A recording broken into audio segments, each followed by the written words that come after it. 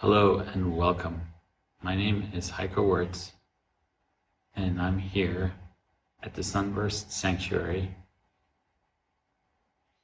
to continue our talk and meditation series for you. I want to welcome you all this beautiful Easter Sunday.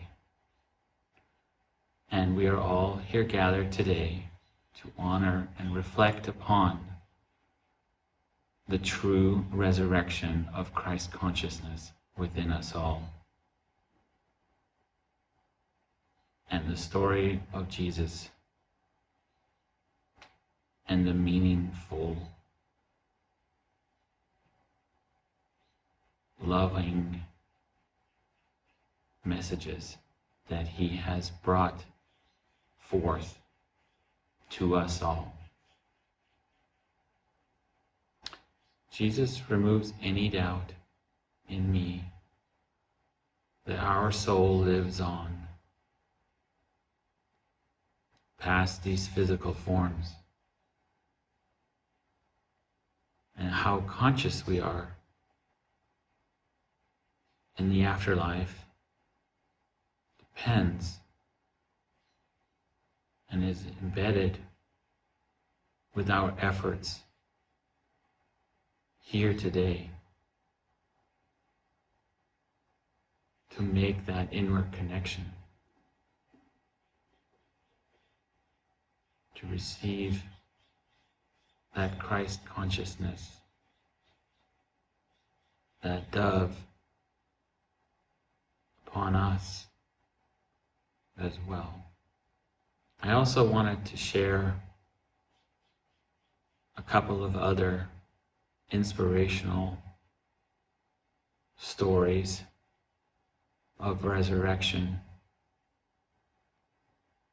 namely the story of Sri Yukteswar and Yogananda, his disciple, in the days of Sri Yukteswar's passing, and also the story of Yogananda's passing and his disciple, Norm Paulsen, as it is related in Norm's book. At the time of Sri Yukteswar's passing, Yogananda had already come to America, had already started his mission here, and had returned to India in August of 1935 for a visit, a preaching tour. And he was able to see Sri Yukteswar at that time. And I don't believe that Yogananda fully understood how close the time was of Sri Yukteswar's passing. Yogananda was very busy, and while he stayed at Sri Yukteswar's ashram, it was the time of the Kumbhalaya festival, which is a spiritual festival, and Yogananda really wanted to go. And Sri Yukteswar okayed it, let him go, but he was hesitant because he knew that his time was close at hand for his final samadhi. And while Yogananda was away, it did happen, and Yogananda records that he felt that night this tremor, and he could feel that something big had happened. A message from beyond. And shortly thereafter, he was given a telegram that stated that he should come right away to Swami's. And sure enough, he knew what had happened that Sri Yukteswar had passed away, and he was struck with grief that he had not read the signs and stayed behind it as he had then wished he would have done.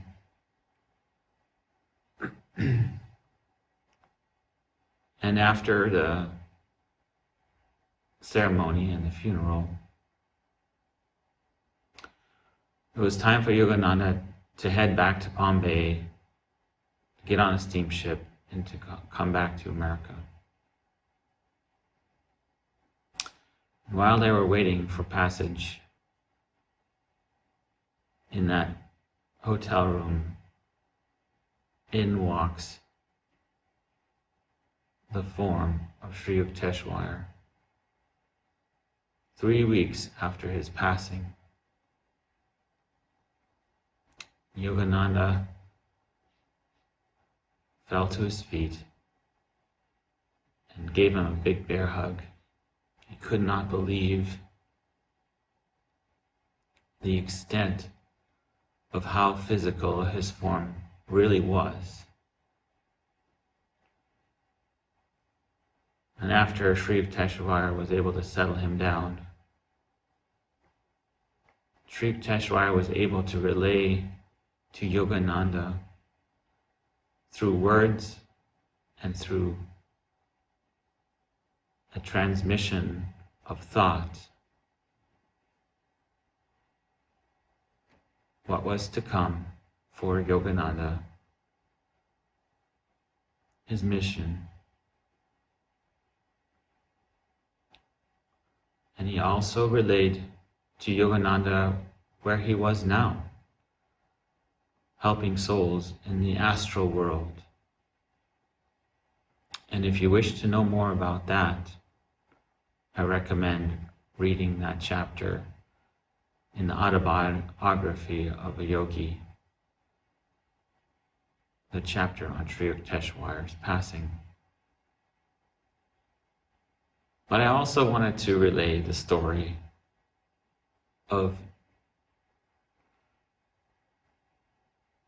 Norm's experience with Yogananda at the time of Yogananda's passing. Norm had been a monk with Yogananda for quite some time now, but there was this feeling within Norm that it was time to move on, time to come home.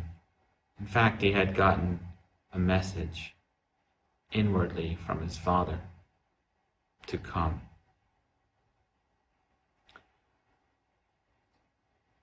And it was a hard goodbye, and Norm did end up going back to the Santa Barbara area from Yogananda's Mount Washington Hermitage in Los Angeles. And there in the Santa Barbara area was the time when Norm had one of the greatest experiences he relayed later as the light coming to him. And that experience of the light had been the culmination of all that work that Norm had done in deep meditation at Yogananda's, under Yogananda's tutelage. But it had happened while he wasn't there, while he was on his own, living in a little one-room apartment in Santa Barbara. And the one person that Norm wanted to relay that experience to, the one person that he felt could understand what had happened to him, was Yogananda. And so he drove down to LA to a hotel room near the Mount Washington Hermitage, and he called the Hermitage from a payphone. And a sister answered the phone, and he asked to speak with Yogananda. And the sister didn't think that Yogananda would take the call, but in the end, Yogananda did manage to get to the phone. And Norm could tell that he was nearing the end. As Yogananda had in previous discussions told him that it was coming. And in that phone call, Norm really wanted to tell him about this great experience that he had had, where the breath left his body and the divine light had come and had pulled him in. And Yogananda's response was, yes, yes, I know. And he had a message for Norm as well. It was a message of, my time is near, and that he would not be able to see Norm anymore because the Divine Mother wasn't letting him see anyone anymore. And he relayed quietly to Norm that March 7th would be a big day for him. And when Norm walked away from that phone booth, he knew what that meant, that he would pass on that day. And he was really distraught that he was not able to see Yogananda anymore. But he did as Yogananda had requested, and he left the area and went back up to Santa Barbara. And sure enough, on March 7th, Yogananda was due to speak to a congregation of people from India. And he was reciting his beautiful poem about India when, in the middle of that stage, he collapsed to the floor. And Yogananda was brought back to the Mount Washington Hermitage and there pronounced passed. And it was a hard thing for all the disciples and also for Norm. Now, one thing I forgot to mention was when he had that phone call, Yogananda reminded Norm that he would come and visit him again after his passing.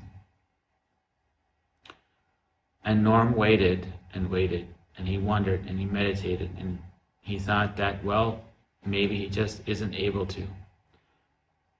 But after 3 months of waiting, Yogananda did burst through that door in his little one-room bedroom. And Norm said that Yogananda looked and felt and smelled just as he had always done as he approached him. And he gave Norm, through thoughts and images and speech,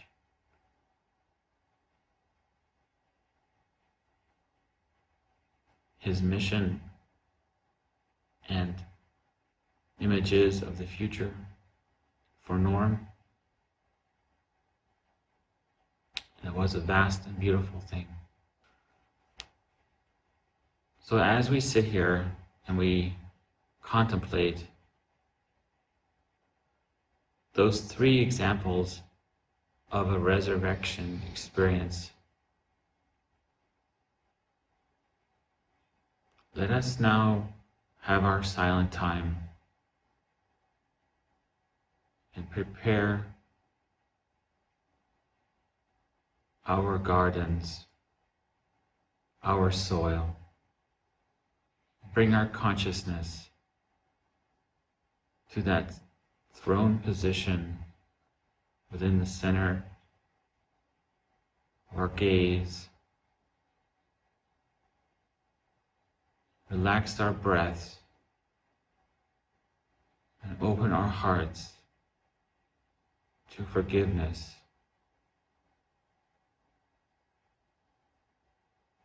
And let us connect with that Christ consciousness, as Jesus had done and so many others.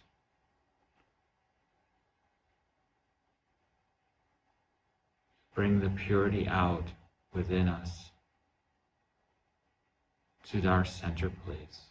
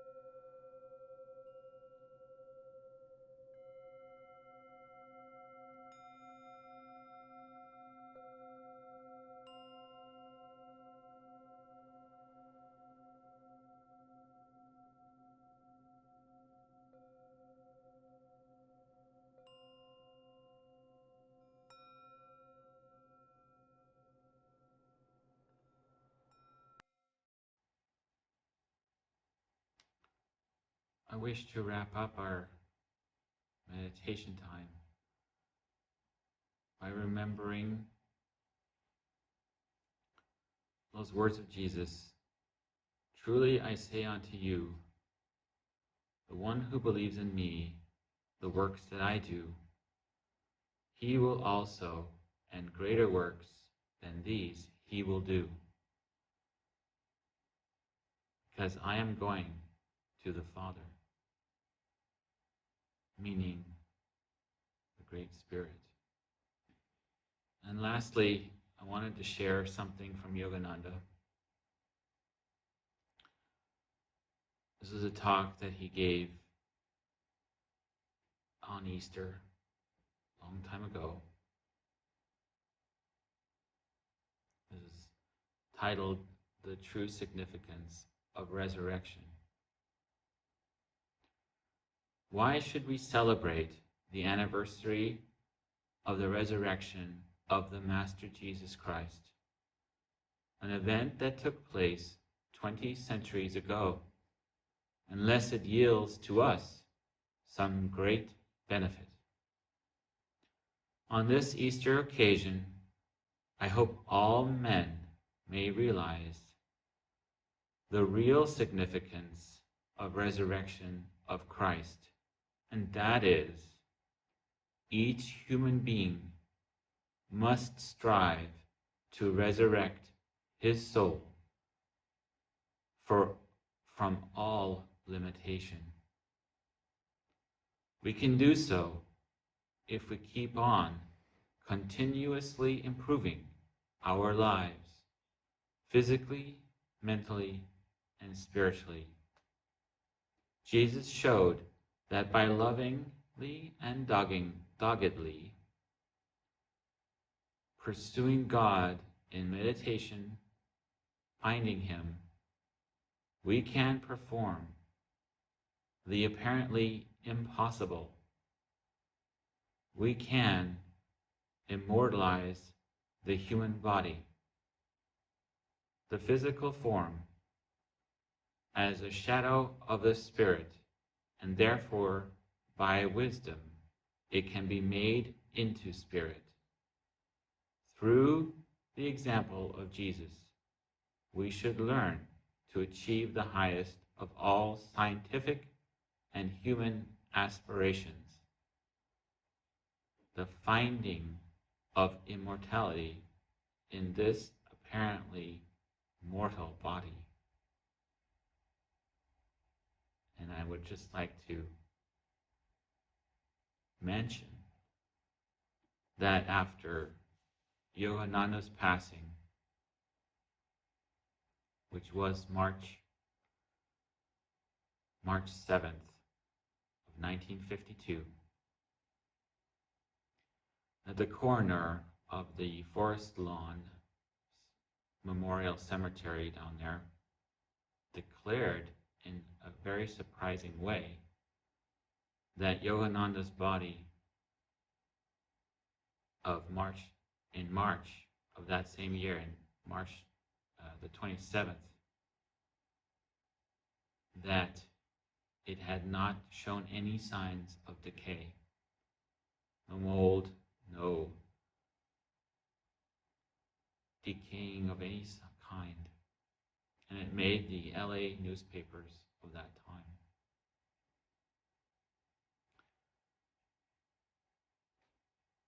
And that is another way that the great saints and sages of our past show us again and again that we are truly immortal in the Christ light.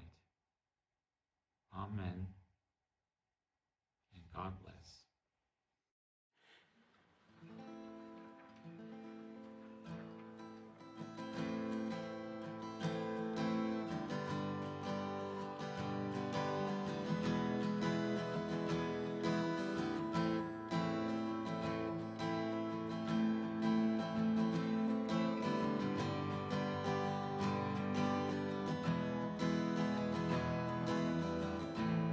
Soham Shivaham, Soham Shivaham, Soham Shivaham, Soham Shivaham, Soham Shivaham, Soham Shivaham, Soham Shivaham, Soham Shivaham.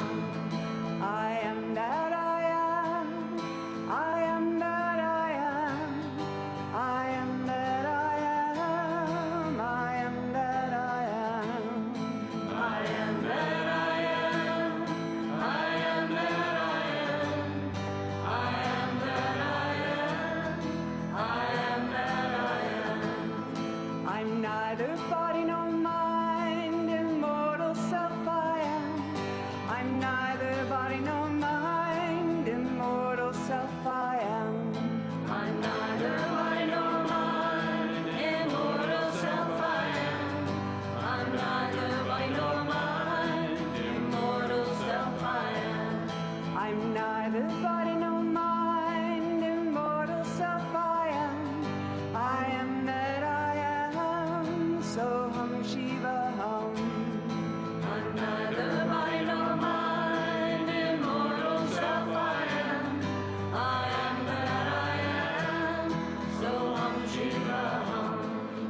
Soham Shivaham, Soham Shivaham, Soham Shivaham, Soham Shivaham, Soham Shivaham, Soham Shivaham, Soham Shivaham, Soham Shivaham.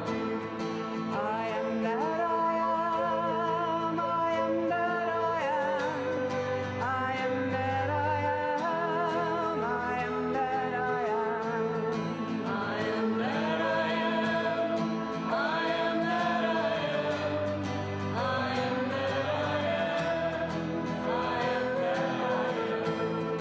I'm neither body nor mind, immortal self I am. I am that I am, Soham Shivaham. I'm neither body nor mind, immortal self I am.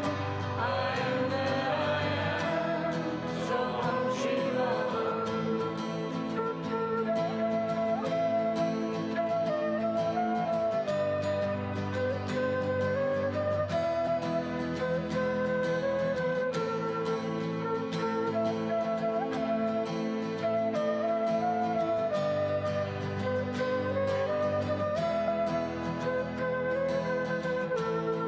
I am that I am, I am that I am, I am that I am, I am that I am, I am that I am, I am that I am, I am that I am, I am that I am. Soham Shivaham, Soham Shivaham, Soham Shivaham.